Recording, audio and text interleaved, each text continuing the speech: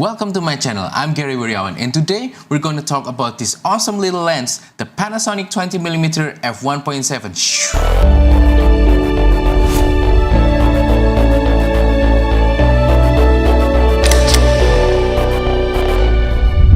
Before we continue with this video, this is just a quick note for you. I'm letting you guys know that I'm currently using a new microphone, the Rode Wireless Go, so if there's any sound issue whatsoever, please let me know in the comments down below.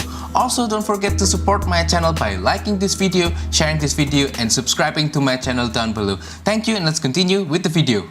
So today, we're going to discuss a little bit about this awesome little lens, the Panasonic 20mm f1.7. So, the original version of the Panasonic 20mm f1.7 is one of the earliest Micro Four Thirds lenses that are available during the early days of Micro Four Thirds. And this guy right here that I have is the updated version of this lens, version number 2. So this lens is an interesting lens because it has a focal length of 20mm in Micro Four Thirds, which is about 40mm in full frame, which is in between the classic focal length of street photography in full frame, which is 35mm and 50mm. And because of that, this lens is a great choice not just for street photography but also for general purpose photography, for basically your everyday needs, because the focal length is still wide enough but it's already tight so that you can get some background blur or bokeh. If I'm not mistaken, a few years ago, Panasonic included this lens as part of a kit for some of their camera bodies, and that is very cool because this is a high quality lens. And also, this is one of the only few normal prime Pancake lenses for Micro Four Thirds, the other being the Olympus 17mm f2.8 and the Panasonic 14mm f2.5. Speaking of the aperture, this one has a large aperture of f1.7, which really helps in low light as well as to enhance the bokeh. However, this lens is using an older autofocus system, so it's not been updated yet even in the version 2 of this lens. So moving on, first I want to talk about some experience of using this lens. So I purchased this lens back in 2015 with a hope to replace two lenses with just one lens. I want to replace my Olympus 17mm and 25mm f1.8 with just this 20mm f1.7. And due to the nature of this lens, I was able to use this lens for a lot of different categories of photography. And those categories include street photography, environmental portrait, product photography, food photography, and so many other general photography genre. And based on my experience, this is a versatile, tiny little lens that will be a very good candidate for your first prime lens. If you don't know what a prime lens is basically a lens that has a single focal length that you cannot zoom, and it usually has a large aperture and usually has a better quality of glass so that you get better image quality. Moving on,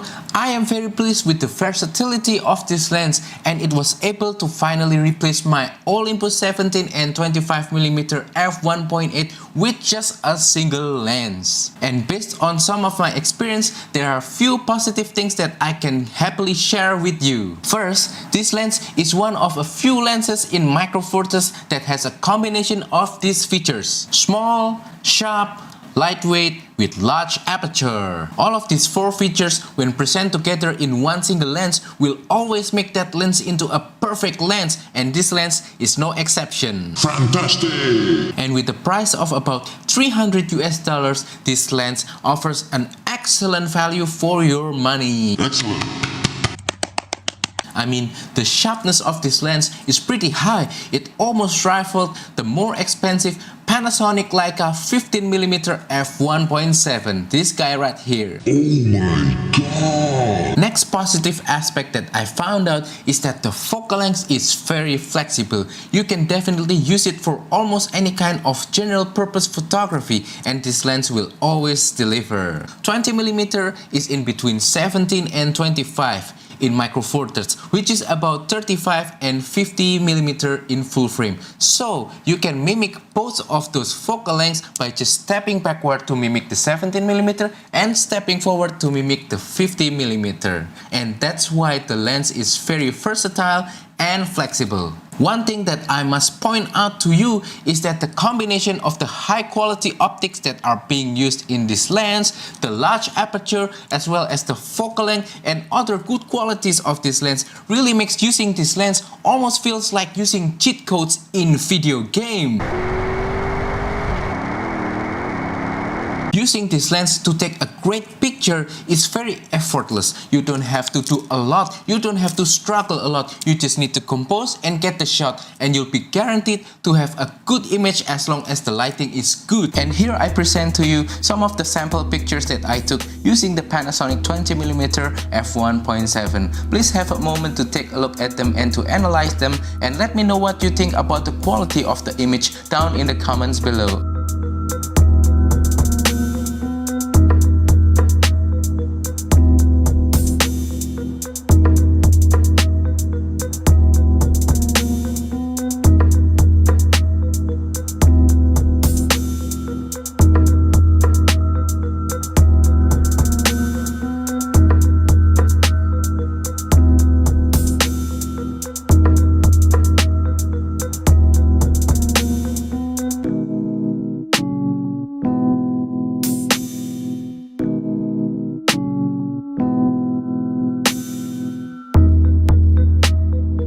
However, I must say that not everything is good about this lens. There are some negative things that I need to point out and share to you. First negative thing that I must share to you is the autofocus. While the autofocus is more than fast enough for my needs, for some older camera bodies as well as for some Olympus cameras, the autofocus might be too slow, especially on lower lights. And for video, because this is using an older autofocus system with a pretty loud motor, the autofocus sound might be captured in your video because it's too loud. Another thing that I really nitpick is the close focusing distance capabilities of this lens. It can focus pretty close, but not close enough in my opinion. So for smaller product photography like photographing small flowers or similar objects, you might get some problem because you cannot really get close enough, but it's not so bad. And again, that's just my personal opinion. So now we've come to the end part of the video, and I want to share some few key takeaway points for you that we've learned so far from this lens. So first takeaway point, I just want to share an unpopular opinion about this lens. This lens feels uninspiring to use because it's so easy to get perfect picture with this lens. Can you believe I said that? Well, that might sound weird, but for me personally, I prefer something that requires more effort for me to get the result that I want. That is because I want to feel more connected with the process of photography itself, not just the result. By being more connected with the process of photography, I will not only get better result with my photography, I will also enjoy doing photography even more. And that's important because photography is also about having fun. Now, one of the lenses that allows me to enjoy the photography process even more is the Panasonic Leica 15mm f1.7. If you have watched my Panasonic Leica 15mm review video, I said in that video that this lens requires more effort from me to get better result. With this lens, I have to make sure that my composition and framing is interesting. And that is because this lens has a very similar focal length with the focal length of my smartphone's camera. So if I'm not careful enough, if I'm not making the picture interesting enough, the picture taken using this lens will look very similar with the picture taken using this phone. And that's what makes this lens inspiring for me. It inspires me to do harder work so that I can get better result using this lens. And that's exactly why I prefer this lens more over the Panasonic 20mm that we're reviewing right now. However, that is just my personal opinion, and maybe I am the only person in the world who has such crazy thing in my mind about the Panasonic 20mm f1.7. And for the rest of you normal people out there, I can happily say that the result that you will be getting from this lens will be really high quality and will be very solid. And as I mentioned earlier, with the price of about $300 US, it will offer an excellent value for your money. So I can easily recommend this lens if you are looking for a high quality prime lens with a normal focal length. Excellent. So that is all for today's video. I hope that you find this video to be useful. Please share in the comments down below if you have any experience of using the Panasonic 20mm or similar lens in your camera format. Also, don't forget to support my channel by liking this video, by sharing this video and subscribing to my channel down below. Thank